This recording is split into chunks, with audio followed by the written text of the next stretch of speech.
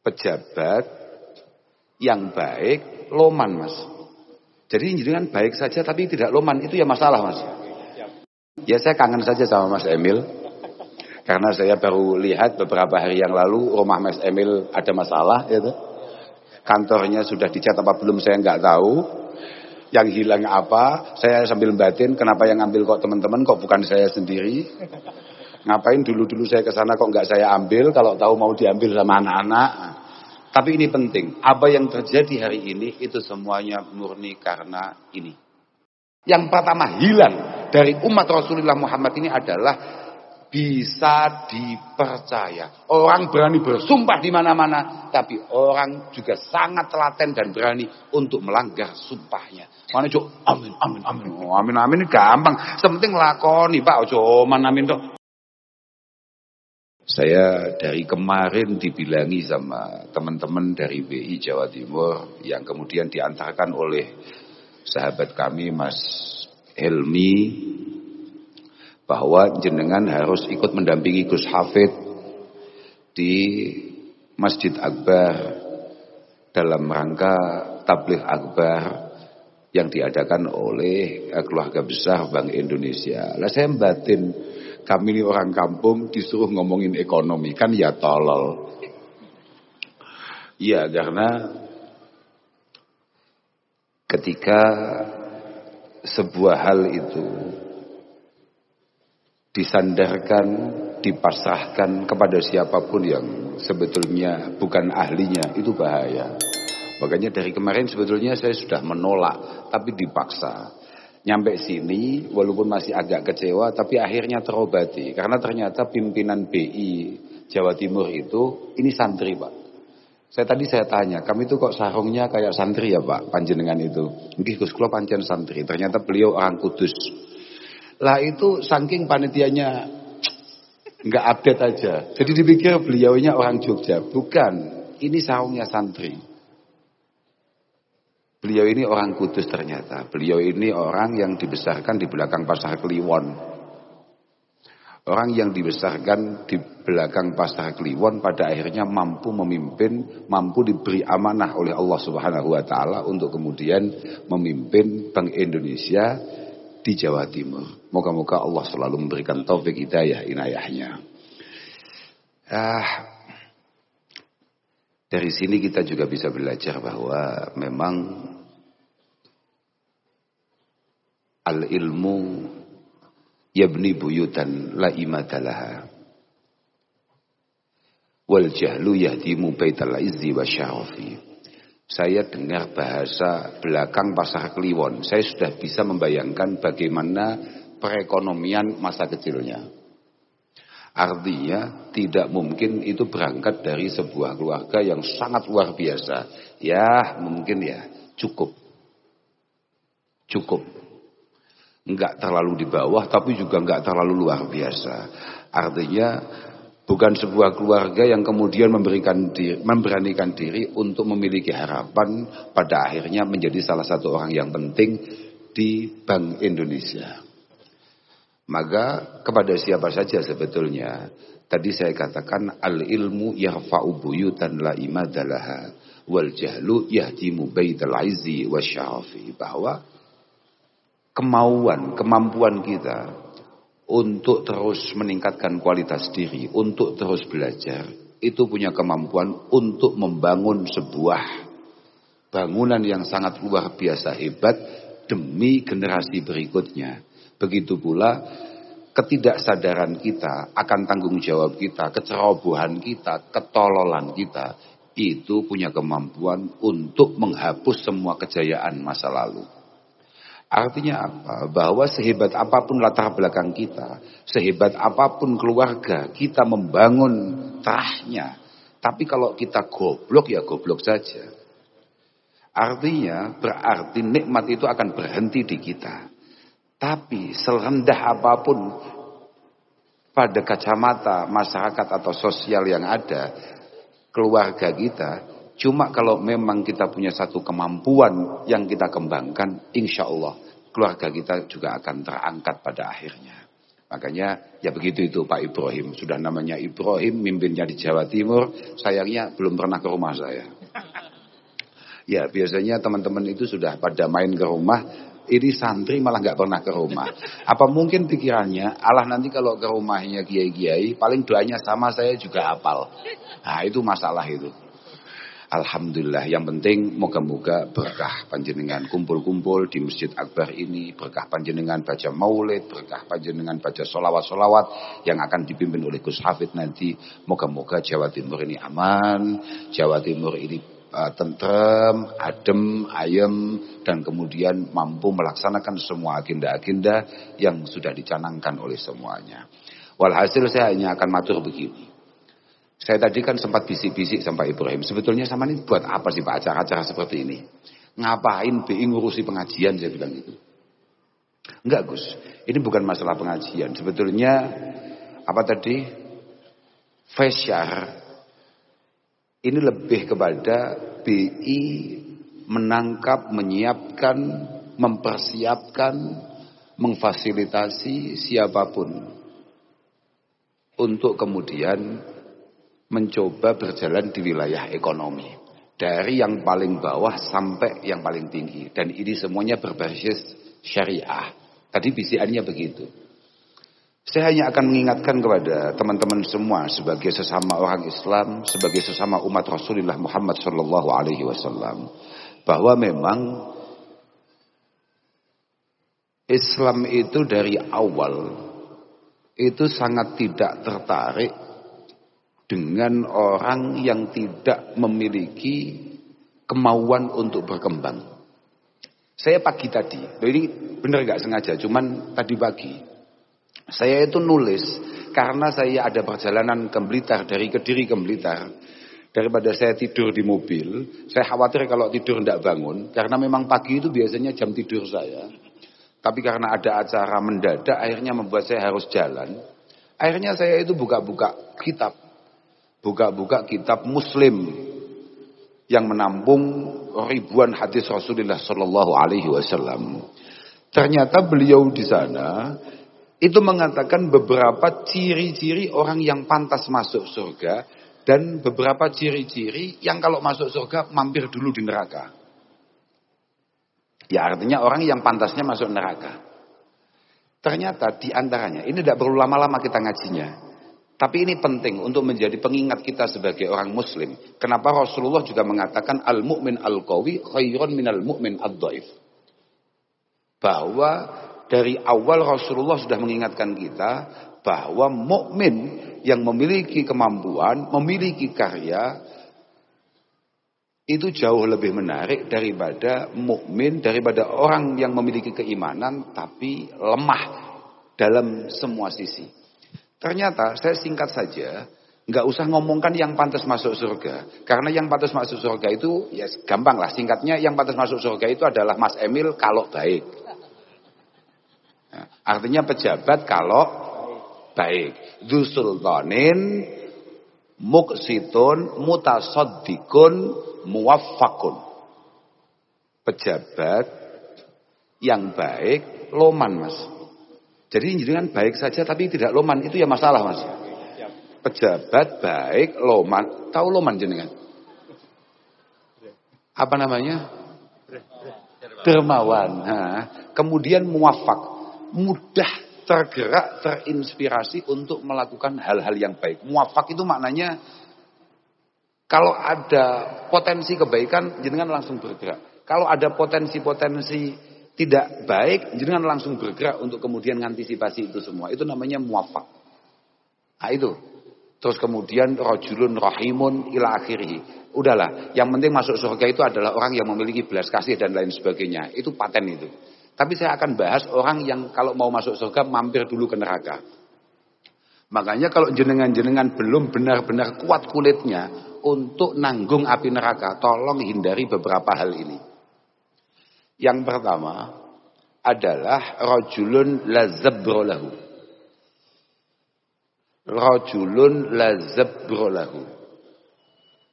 Itu disarah-sarah yang dimaksud rajulun lazabro lahu itu adalah orang yang tidak punya kemauan akan dirinya, tidak pengen mengembangkan diri, tidak pengen memaksimalkan potensi yang ada, bahkan orang yang rela untuk tidak punya apa-apa. Dan sebagai orang Islam ternyata nggak baik itu. Alladzi la aqlalahu wala mal. Alladzi la aqlalahu wala mal. Artinya apa? Orang tidak memiliki kecerdasan, tidak memiliki satu kemauan untuk belajar dalam rangka meningkatkan diri, padahal dia sendiri benar-benar sadar bahwa rekeningnya nggak sehat. Orang yang membiarkan dirinya rekeningnya nggak sehat sebagai orang muslim itu pelanggaran. Karena Rasulullah di tempat lain mengatakan kadal fakru ayyakuna kufra. Jadi jenengan-jenengan yang habis-habisan mulai pagi sampai sore bekerja itu bagus. Kalau memang niatannya bagus. Itu bagus. Karena apa? Sebetulnya Rasulullah sudah tegas mengatakan kadal fakru ayyakuna kufra. Bahwa hati-hati ya dengan yang namanya kemiskinan. Karena kemiskinan itu sangat rentan, sangat dekat dengan yang namanya kekufuran. Aikadal fakru yahmilu sahibahu ala mubasyarati ma la yaliku bi ahli dini wal muru'ah. Bahwa kemiskinan, rekening nggak sehat, itu benar-benar punya kemampuan untuk menyeret kita sebagai orang yang beriman untuk kadang lupa diri, lupa tanggung jawab, lupa amanah dan lain sebagainya. Bahkan lupa bahwa Tuhan kita telah melarang banyak hal dan kemudian kita langgar karena faktor kebutuhan ekonomi, karena faktor tuntutan. Malah sekarang ditambahi lagi faktor tuntutan gaya hidup. Semuanya sudah cukup tapi gaya hidupnya masih jauh dari harapan. Itu kadang-kadang mampu membuat kita kehilangan arah. Kadal fakru ayyakuna kufra. Makanya dulu ibu-ibu, ini mumpung saya di depannya ibu-ibu, saya ingatkan, jenengan-jenengan ini sangat punya kemampuan untuk menentukan nasib keimanan pasangan panjenengan. Dulu sahabat itu kaget ketika Rasulullah mengatakan sayati ala ummati zamanun yakunu halaku rajul aliyati zaujatihi wa walidihi wa waladihi. Dulu para sahabat sangat terkejut ketika Rasulullah mengatakan besok akhir zaman itu akan banyak laki-laki kehilangan harga dirinya, kehilangan jati dirinya, bahkan kehilangan keimanannya karena tekanan keluarganya, utamanya pasangannya. Laki-laki kehilangan keimanannya karena dipressure, ditekan oleh pasangannya. Bahkan oleh orang tua atau anaknya. Masalahnya apa? Yu'ayyirunahu bil fakri. Bapak Ibrahim, jenengan jangan mantuk-mantuk saja. Jenengan bisa hilang itu keimanan gara-gara Ibu Ibrahim. Mana Ibu? Garwane jenengan? Yang mana? Nah itu. Nah, Bu, saya titip ini Bu, muka-muka aman, baik-baik saja. Lagi benar itu. Yu'ayyirunahu bil fakri. Karena pasangan kita, bapak-bapak mohon maaf, tidak respect terhadap kita, tidak hormat terhadap kita, karena kita dianggap tidak sehat secara rekening. Yu'ayyirunahu bil fakr. Sekarang misalnya, beliau ini pimpinan di Jawa Timur. Kalau misalnya, ibu-ibu itu punya kumpulan nggak secara periodik? Apa namanya? Pengajian juga ada ibu-ibu. Oke lah, oke cukup. Kumpulan pengajian. Misalnya anak buah jenengan, istrinya setiap pengajian tasnya baru dan istri panjenengan tasnya tetap itu saja. Kemudian malamnya ketika mau istirahat ngomong, lah iya loh mas, pimpinannya sampean. Tapi kok anak buah jenengan itu istrinya setiap ketemu tasnya baru, sepatunya baru. Panik gak itu? Panik gak itu? Nyaman gak tidurnya? Ini yu'ayyirunahu bil fakri fayukallifunahu ma la yutik. Kemudian keluarga kita mohon maaf menekan kita untuk melakukan hal-hal yang jelas-jelas kita faham bahwa itu dari awal ini adalah sebuah pelanggaran. Fayukallifunahu ma la yutik. fayadkhulul madahil alladzi fiha yadhhabu dinuhu fayahlik. Akhirnya supaya tasnya ibu itu baru, maka Pak Ibrahim kemudian melakukan hal-hal yang dari awal jelas itu dia tahu bahwa ini adalah sebuah hal yang dilarang atau tidak diperbolehkan. Maka ada koneksinya kadal fakru, kebutuhan seringkali membuat kita pada akhirnya kufur. Karena apa? Kata Imam Ghazali mengatakan, kata Imam Ghazali yang pertama, sampean kalau lemah secara ekonomi, ini kita ngomongkan kitab ya, ini bukan omongan saya. Kata Imam Ghazali, sampean kalau lemah secara ekonomi, pertama, otak sampean itu kalau normal-normal saja, minimal sampean akan hasud dengan orang yang di atas kamu. Kamu tahu hasud enggak?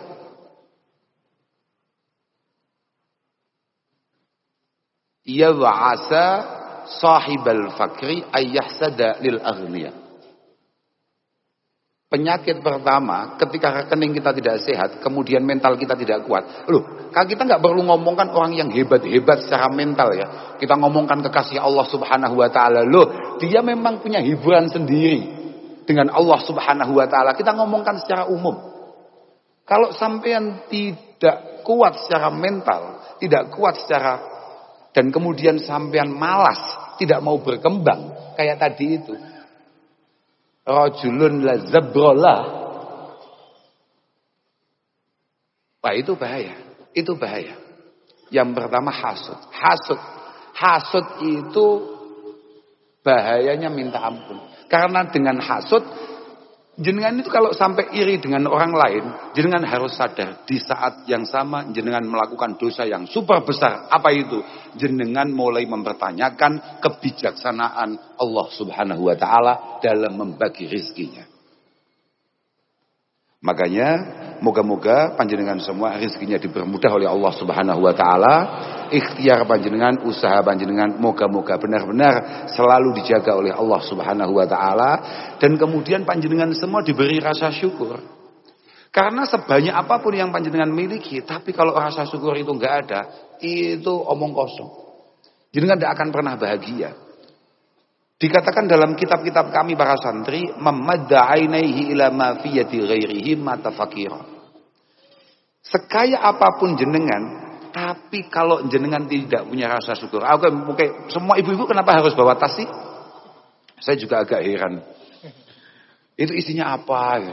Oke, jenengan misalnya tasnya baru, misalnya ini Bu, ini misalnya. Jenengan seneng nggak ketika beli itu?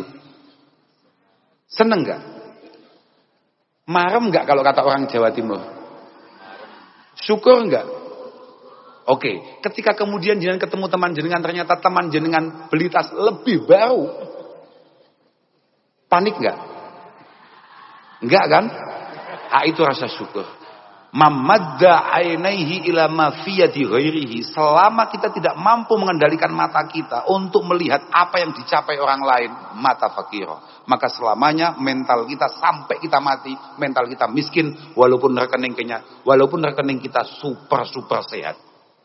Itulah pentingnya rasa syukur kita miliki. Nah ya itu.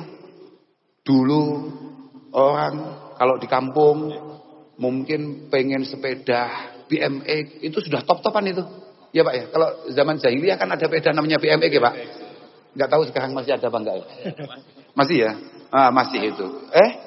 Ya betul itu. Masih itu. Sepeda BMX.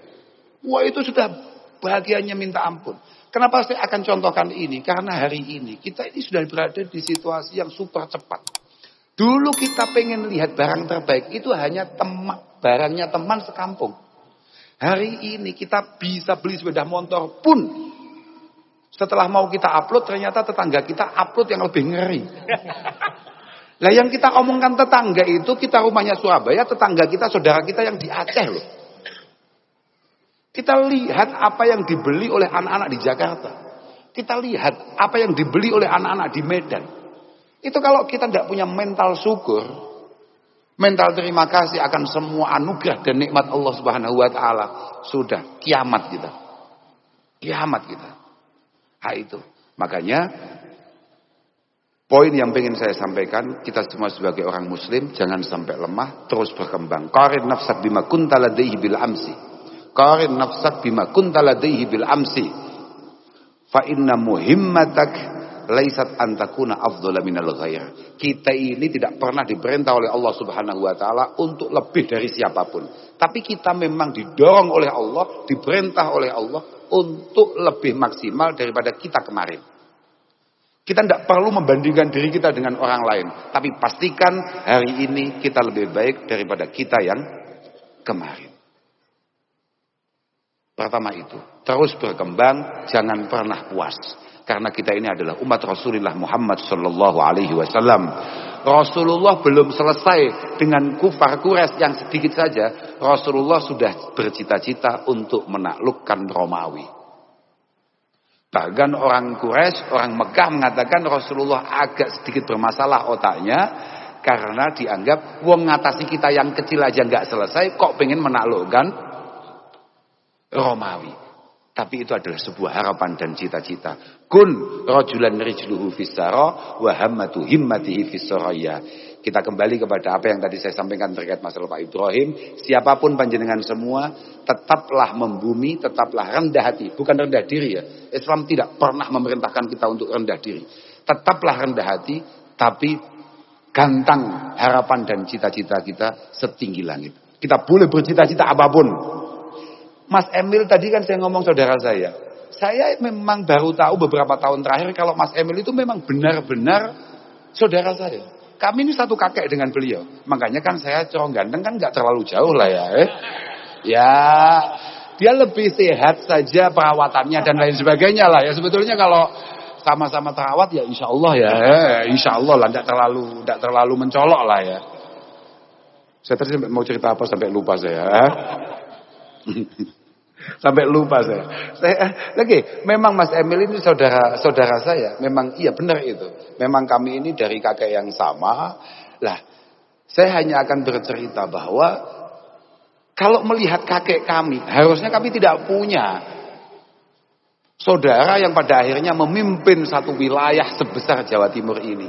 Tapi ini adalah berkah perjuangan, pengorbanan dan cita-cita luar biasa. Makanya alaika bima'alil umur wattaqi radza'ilaha. Siapapun jangan sampai mengecilkan harapan dan cita-cita. Moga-moga semua harapan kita dikabulkan oleh Allah Subhanahu wa taala. Dan moga-moga berkah sholawatannya Gus Hafid nanti, moga-moga semua doa itu lebih mudah untuk mencapai Allah Subhanahu wa taala lewat Rasulullah Muhammad sallallahu alaihi wasallam. Saya pikir sementara itu ajalah. Saya juga nggak niat ngaji, saya mau ke Lamongan. Karena saya ngajinya sebetulnya mau ke Lamongan. Cuman hari ini ya saya kangen saja sama Mas Emil. Karena saya baru lihat beberapa hari yang lalu rumah Mas Emil ada masalah gitu. Kantornya sudah dicat apa belum saya nggak tahu. Yang hilang apa? Saya sambil batin, kenapa yang ambil kok teman-teman, kok bukan saya sendiri?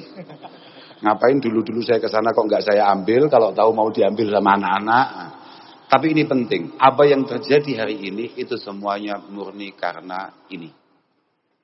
Karena lisan. Makanya dulu di pondok, wah nggak jadi turun saya. Tapi nggak apa-apa. Ini penting ini.